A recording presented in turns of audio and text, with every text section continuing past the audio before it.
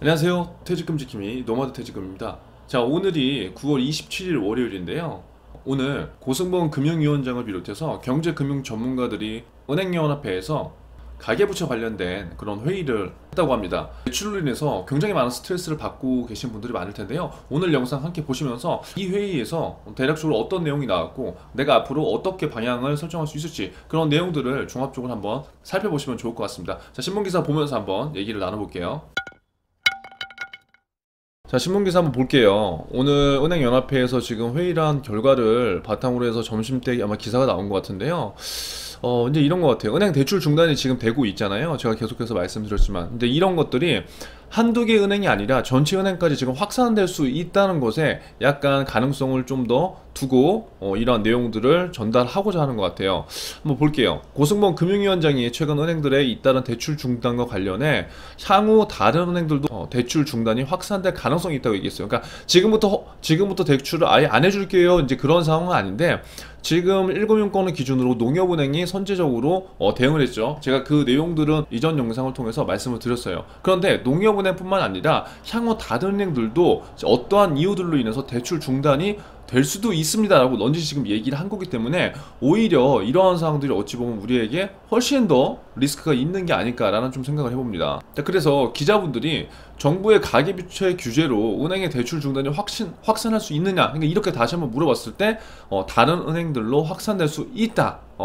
여기 좀 약간 어떻게 보면 애매한 표현이죠. 그러면서 이는 은행들이 가계부채 관리를 자체적으로 알아서 해야 되기 때문이라고 이제 설명한 거예요. 그러니까 결국 지금 현 시점에서 정부의 기조는 대출을 많이 해주지 말라는 기조는 명확하고 그거를 받아들이는 금융권이 이제 1금융권인데 여기에서 대출 증가율 주장이 지금 있었잖아요. 그럼 그 증가율에 맞춰서 은행들은 움직일 수밖에 없어요. 각 은행들의 KPI가 모두 다 이제 다르지만 그 KPI 중에서도 증가율에 대한 지표들은 각자의 은행별로 다르기 때문에 은행별로 알아서 관리를 해야 될 거예요 라고 되게 애매모호하게 답변을 할 수밖에 없었던 거죠.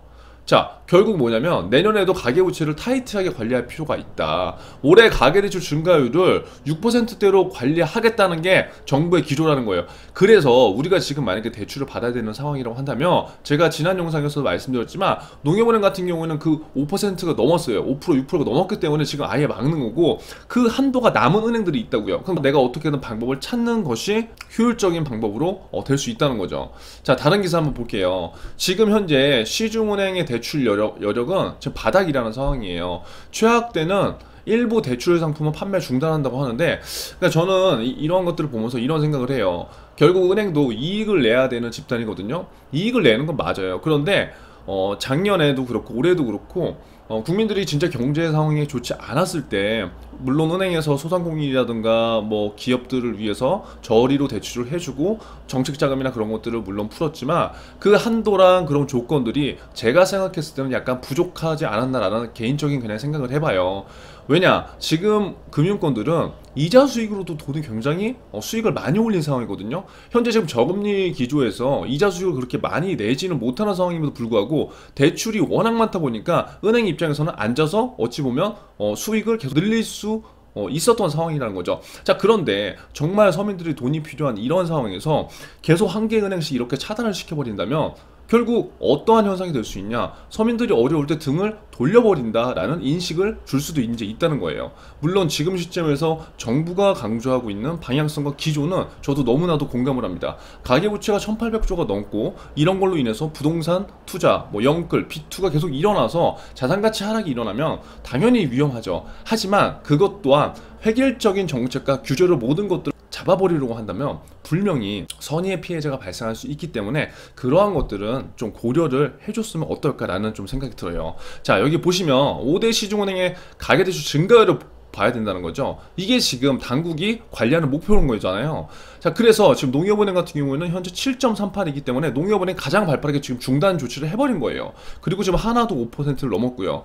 지금 신한 우리 KB가 있는데 지금 KB 쪽으로 많은 사람들이 지금 넘어가고 있는 상황이라는 거예요. 그래서 영상을 만약에 시청하시는 분들 중에 내가 대출 정말 급하다, 나 국민은행이나 우리은행, 신한은행 주거래 아니야, 그래도 한번 알아보세요. 알아보시고 되는지 안 되는지 판단하시면 되는 거거든요. 그냥 내가 주거래가 아니기 때문에 안 돼. 그러니까 그런 것보다 꼭 한번 알아보셨으면 좋겠습니다. 그리고 무리하게 제가 대출을 지금 하시라 그 얘기가 절대 아닌 거 아시죠?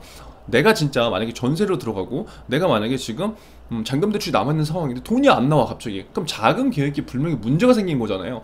그러면 지금 인생을 살아감에 있어서 지금 얼마나 중요한 시점에 이러한 자금 관련된 문제들이 생긴다면 정말 많은 스트레스를 받을 수 있거든요. 그래서 그 방법들을 여러분들의 상황에 맞춰서 각자 해결해 보셨으면 좋겠다는 취지라는 거예요. 자, 농협은행, 하나은행에 이어서 KB국민은행의 가계대출 증가율이 올해 관리 목표인 연 5에서 6%에 육박한 것으로 나타났다. 결국 국민은행도 지금 5에서 6%가 되고 있다. 당국이 다음 달 추가 대출 규제를 발표할 예정인 가운데 최악의 경우 일부 은행의 대출이 아예 중단될 수도 이제 있다는 거죠. 자, 국민은행의 가계대출 증가율은 7월 말 2.58%에서 8월 말 3.62, 한 달 만에 1%를 넘게 뛰었고 다시 3주 만에 0.69. 그러니까 보세요. 계속 지금 농협과 하나은행이 막힌 상황에서 그 다음에 KB로 계속해서 사람들이 이동을 할 수밖에 없었다는 거죠. 그런데 지금 이동을 해야 될지 말아야 될지도 모르는 분들이 많이 계실 수도 있어요. 그래서 만약에 주변에 이런 분들이 계시다면 이 내용들을 좀 공유를 해주시면 어떨까라는 생각이 들어요. 자, 그런데 이달 16일부터 주택담보대출과 전세대출의 한도를 줄였던 국민은행은 29일부터 언제예요? 수요일부터 대출 한도를 더 조이대 더. 그러니까 지금 오늘 월요일이기 때문에 화요일날 수요일날까지는 꼭 가보세요. 우선 전세대출 한도는 전세급 증액 범위 이내로 제한한다는 거예요.